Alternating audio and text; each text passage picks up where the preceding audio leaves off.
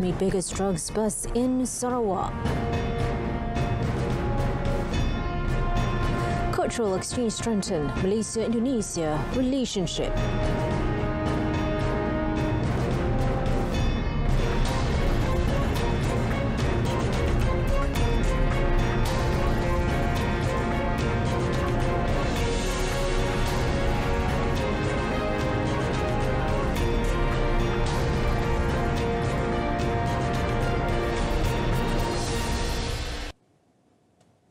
Hello and good afternoon. You're watching Updates at Noon with me, Nur Zamri. We have just received words that Tan Sri Razaruddin Hussein has been appointed as Inspector General of Police IGP effective on Friday, while Bukit Aman Criminal Investigation Department CID Director Dato' Ayub Han Maidin PJ will be promoted to Deputy IGP.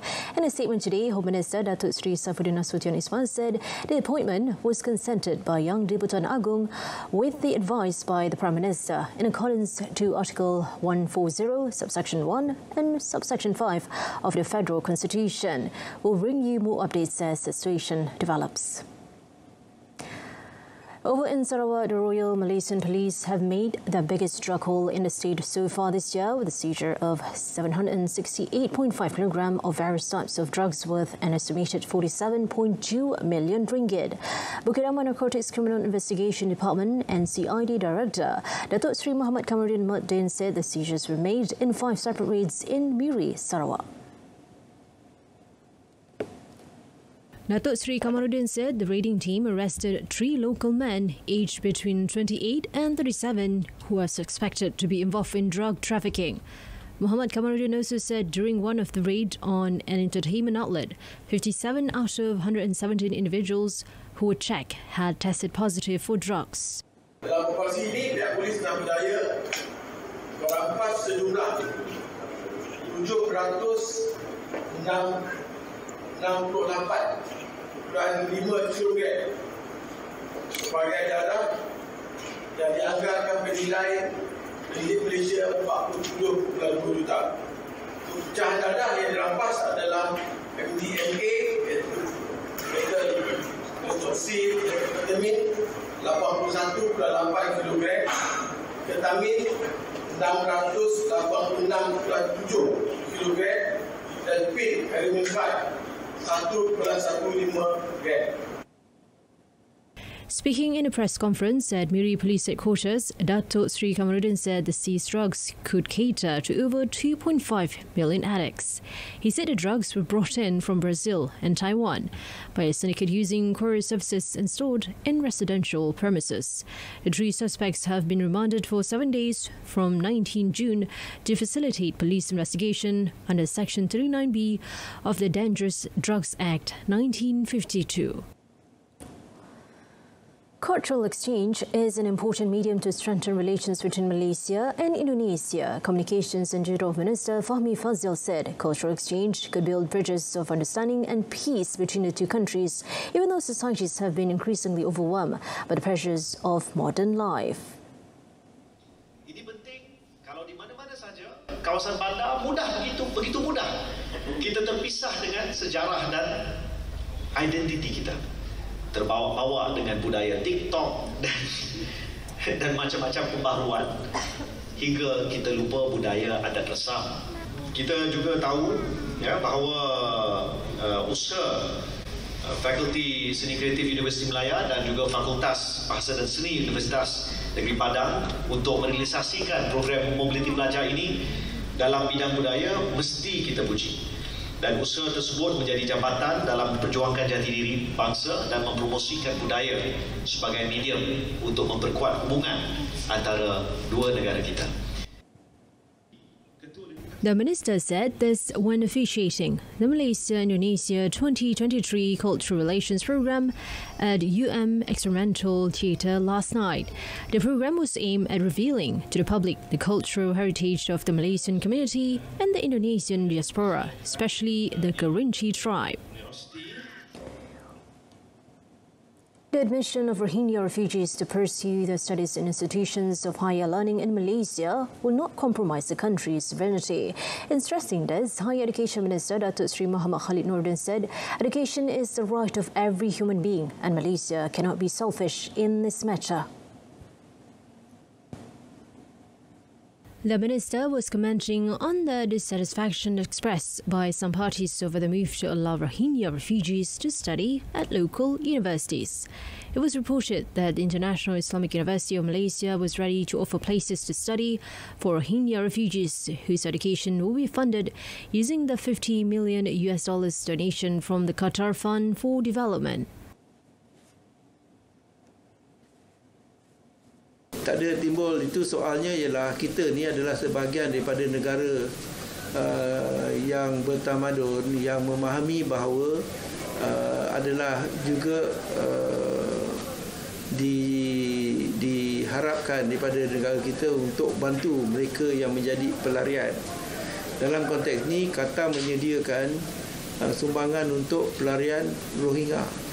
Kita juga ada beritahu Qatar dan badan-badan lain untuk bantu juga banyak pelarian lain. Palestin ke, dulu Bosnia ke. Datuk Seri Muhammad Khalid was met after officiating the Semarak Siswa Madani program in Putrajaya. At the event, he also presented RM3,000 to each of the 31 IPT students who contributed gold medals in the 32nd SEA Games in Cambodia in May. The Education Ministry, MOE, has refuted claims that the grading for the 2022 Studio Pelajaran Malaysia SPM examination was lowered. Its Minister, Fadila Siddiq, said that rating of schools must be according to merit and the standards that have been adopted before. Recently, an analysis on the 2022 SPM examination results was shared widely on social media, and netizens had highlighted the shortcomings of the educational system, with some arguing over the 2022 SPM grading. In another development, Fadila said the MOE has no plan to include more compulsory SPM subjects in addition to Malay language and history.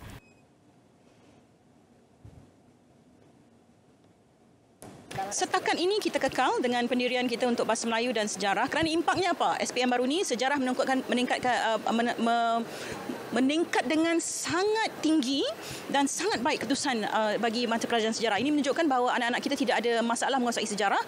Barangkali cuma intervensi yang lebih agresif perlu kita laksanakan, khususnya pemerkataan bahasa Melayu dan juga pemerkasaan sejarah. Meanwhile, she said the level of Malay language proficiency at SJKC and SJKT schools saw a significant improvement in the 2022 SPM results, and it is hoped that this would be further improved. With the water level at the Bukit Merah Dam having reached a critical level over the past few days, the rationing exercise being undertaken only involves water supply for irrigation purposes. The Perak Department of Irrigation and Drainage (DID) said so far the domestic supply is still not involved in the rationing. According to the DID, the irrigation areas involved in water rationing are Compartment E, Alor Pungsu, and Compartment F, Bagan Serai, which are channeled through Terusan Besar, as well as Compartment G, Selinsing, and Compartment H, Gunung Semanggol, which are channeled through Berusan Selinsing. The DID also said that the dam water was channeled to the Korean district and southern part of Pulau Pinang to help water the irrigation area, involving 8 compartments with an area of 20,000 hectares. The dam water is also channeled for the domestic water supply that is taken by the Perak Water Board (LAP) at 3 different sites. All water supplies for irrigation and domestic purposes are channeled through 2 main canals, namely Terusan Besar and Terusan Selinsing.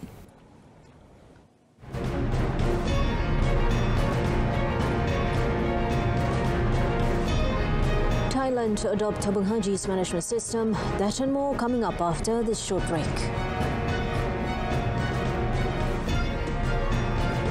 Kecemasan, boleh saya bantu? Hello, there's been a motorcycle accident here. Maybe an elephant ran it over. Sir, there is fire accident at the address number 5 Jalan Tembikar Shah Alam. PGO from FRT Shah Alam, there was no fire accident here. Over.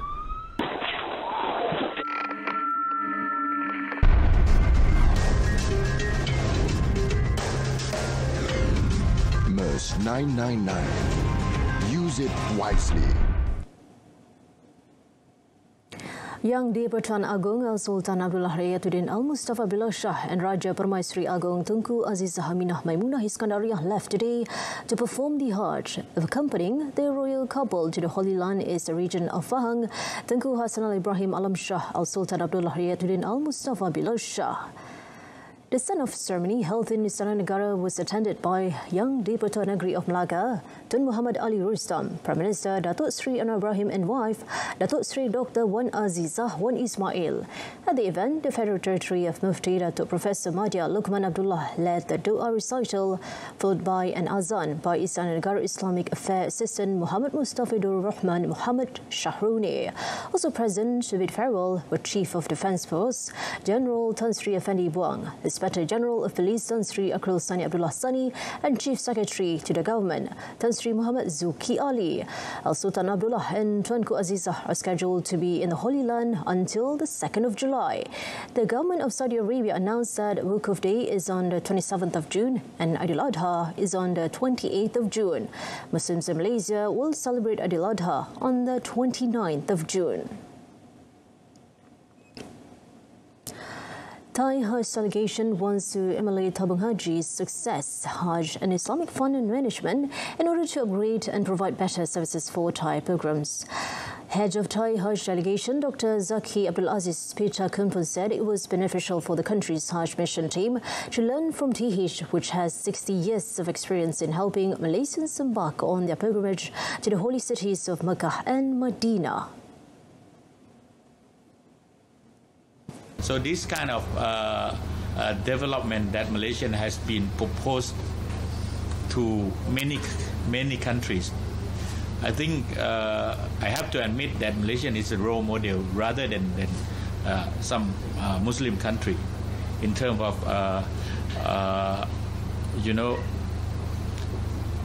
educating people from very young generation to save for the religious mission like a Hajj.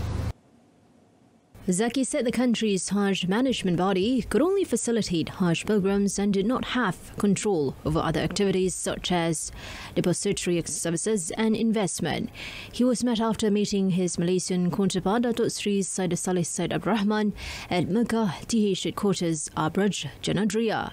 Meanwhile, Datuk Sri Syed Saleh said TH also shared the model used by the institution in facing the increase in the costs of Hajj every year. Tabung haji mempunyai dana yang kukuh supaya kita boleh membuat urusan-urusan yang berkaitan dengan penempahan bilik hotel, penempahan penerbangan. Ini semua dapat dilakukan dalam tempoh jangka yang lebih panjang. Termasuklah perjanjian kita yang telah pun kita sebut sebelum ini dengan masyarakat, dengan apa semua. Ini adalah kerana kita mempunyai satu dana yang kukuh yang boleh kita masuk ke dalam perjanjian yang lebih panjang. The government will continue to strengthen the business-to-business network between Malaysia and Turkey. At the same time, the government welcomes companies from the country to explore various trade opportunities in Malaysia. Through a post on Facebook, Prime Minister Datuk Sri Anwar Ibrahim informed that he had attended a dinner and a dialogue organised by the Independent Industrials and Businessmen Association, MUSIAD, in conjunction with a trade mission consisting of 41 companies from Turkey. He said Turkey remains one of Malaysia's important trading partners in the West Asian region. To date, 6 manufacturing projects with the Republic's investment have been implemented in the country, involving a total investment of $123.2 million. Singapore-based tech giant Grab will lay off over 1,000 employees, a move that will affect about 11% of its workforce. In a message to employees, Grab CEO Anthony Tan wrote this exercise was not made as a shortcut to profitability, saying the restructuring a painful but necessary step. Grab laid off 360 employees in 2020, then about 5% of its full-time workforce as the pandemic hit demand for its services. Southeast Asia's leading ride-hailing and food delivery app had in February forecast upbeat 2022 revenue and pulled forward its profitability timeline. But earlier in December, Tan told staff the company was freezing most hiring, pay rises for senior managers and cutting travel and expense budgets.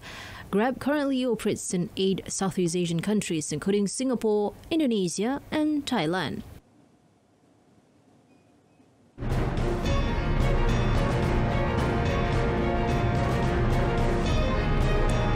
To provide Ukraine with €50 billion aid, that and more coming up in the foreign segment.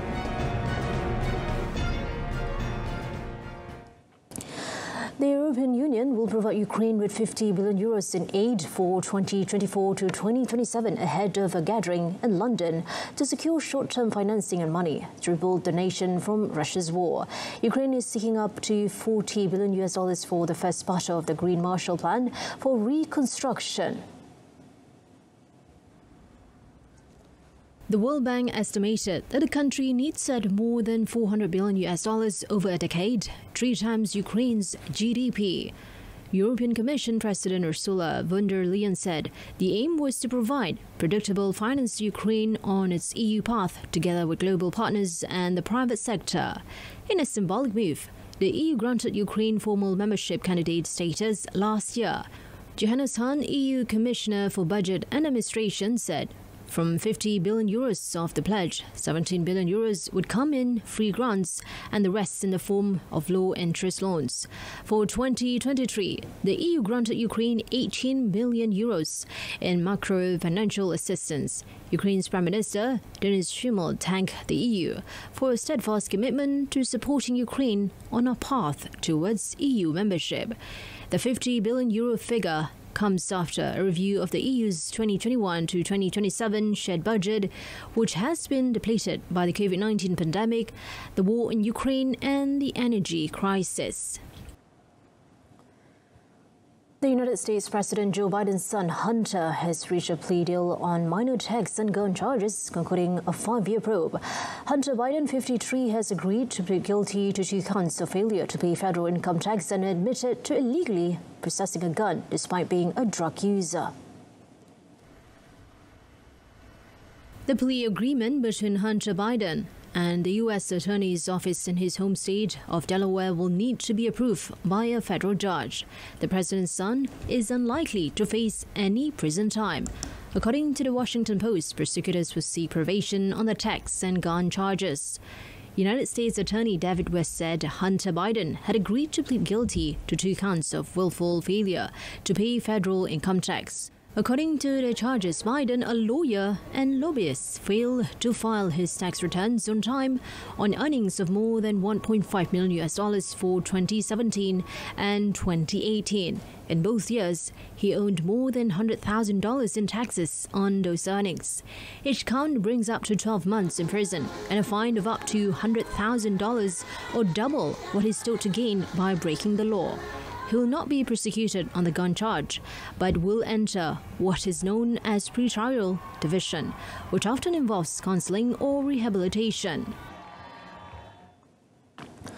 Clashes between rival gangs at a women's prison in Honduras have left at least 41 people dead.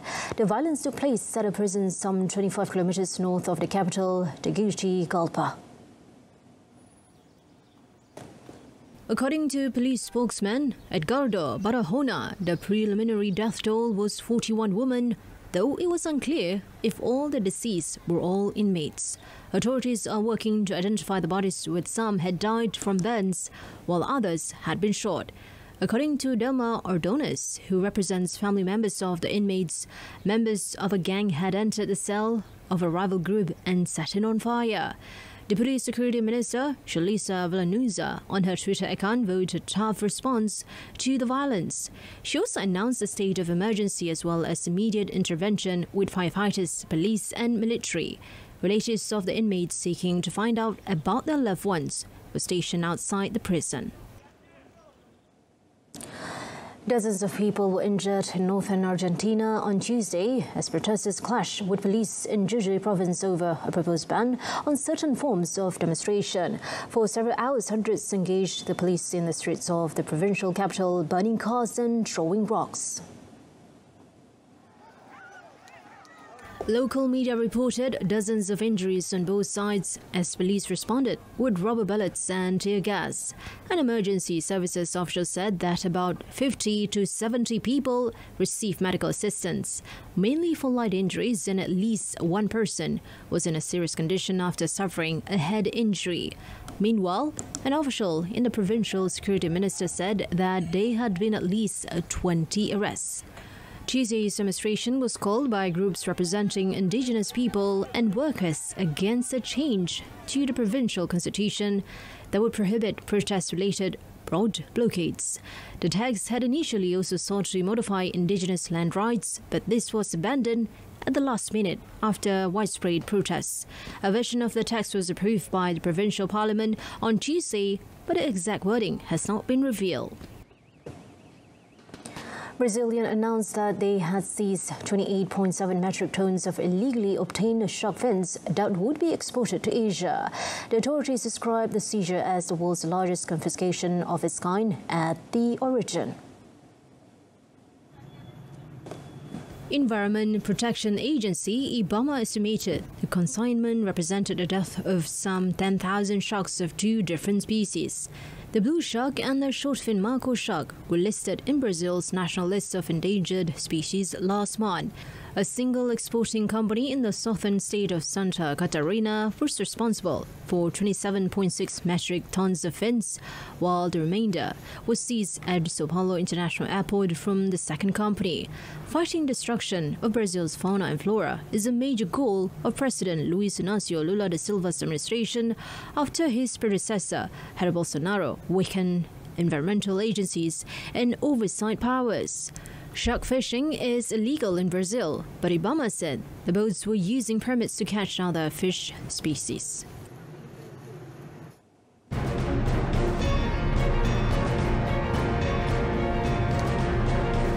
Next in sports, Harimau Malaya roar fiercely, displaying perfect 10 performance. Stay with us. The Badminton Association of Malaysia, BAM, will not be hasty in finding a successor to Wong Chung Han, who resigned as singles coaching director recently. BAM President Tan Sri Muhammad Nurza Zakaria conceded that it was not easy to find a coach to fill the vacancy left by Chung Han, who ended a nearly 5-year tenure since November 2018 with the country's badminton governing body. He said most coaches will definitely be making a firm commitment to help their respective countries get into the 2024 Olympic Games in Paris, France, with the qualification campaign going on until next April. Regarding the replacement of Michelle Chai, who resigned as Academy of Badminton Malaysia ABM Chief Executive Officer, Tan Sri Nurza said BAM is still conducting a search to ensure that the individual is truly qualified to head ABM.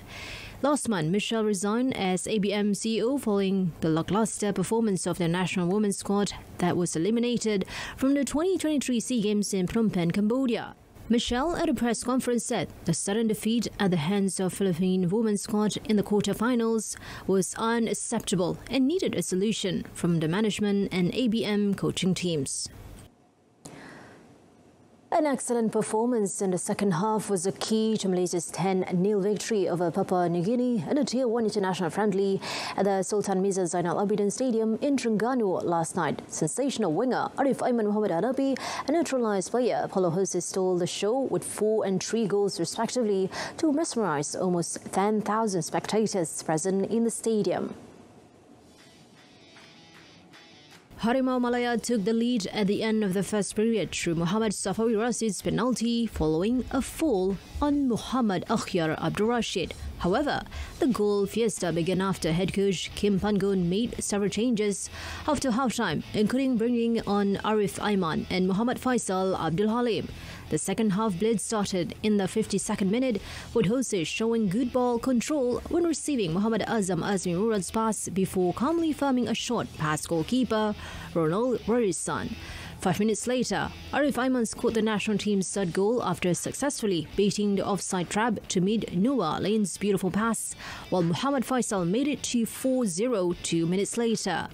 Arif Aiman got his second goal in the 60th minute after finishing off Muhammad Faisal's pass in the penalty box, followed by Huz's second goal 4 minutes later.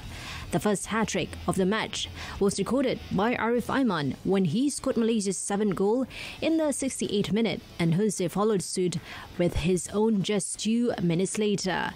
Malaysia added the Papua New Guinea miseries when Daniel Ting scored the 9th in the 76th minute, while Arif Aiman capped an excellent night with his 4th personal goal just 3 minutes before full-time. Today marks 29 days to go until the start of the 2023 FIFA Women's World Cup, which will be co-hosted by Australia and New Zealand. The 9th edition of the tournament, which is the first Women's World Cup to be held in the Southern Hemisphere, will kick off in Sydney and Auckland on 20th of July, when Australia's Matildas and New Zealand's football fans play their opening matches. Eden Park will host the opening ceremony before New Zealand play their Group A match against Norway, while Australia will face Group B opponents, the Republic of Ireland, at Stadium Australia, the venue for the final, on 20th of August. This is the first Women's World Cup to include 32 teams. There will be 64 matches to be played across 9 cities, 5 in Australia and 4 in New Zealand. The host cities are Adelaide, Auckland, Brisbane, Dunedin, Hamilton, Melbourne, Perth, Sydney and Wellington. The United States are reigning champions and are looking to become the first ever nation to win 3 consecutive World Cup titles in the women's or men's game. In March, FIFA President Gianni Infantino announced that prize money for the 2023 Women's World Cup will be $150 million, 10 times what it was in 2015 and 3 times the amount of 2019. Germany has officially presented the mascot for the 2024 UEFA European Football Championships Euro 2024. The large-headed teddy bear-like figure wears a colourful football jersey, socks, boots and shorts, in contrast to the 2006 World Cup mascot, a lion named Golio, which is widely ridiculed for not wearing pants. Euro 2024 tournament director Philip Lam said the mascot pays homage to the popular children's teddy bear toy, which is said to have originated in Germany in the early 20th century. Lam said Euro 2024 logo colours on the bear's clothes represent diversity, adding that the mascot is also supposed to encourage children to do physical exercise.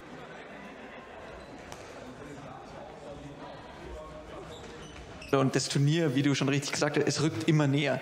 Und die Vorfreude merkt man, egal wo man hinkommt, und auch hier in Gelsenkirchen natürlich als Austragungsort der UEFA Euro 2024. Und deswegen freuen wir uns heute Abend Länderspiel, schön und gut. Aber jetzt kommt erstmal das Maskottchen ums Eck. Hoffe ich, wenn alles gut geht. Ja, du musst es schon rufen. Wo ist es? Du musst es schon rufen. Maskottchen. Ah! Darf ich dich abholen?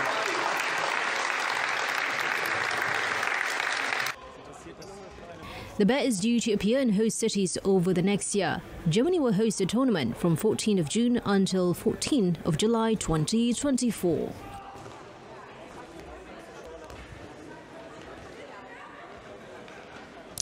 All right, that ends today's edition of Updates at Noon. Wrapping up with a recap of our top story. 3 men detained as police met biggest drugs bust in Sarawak.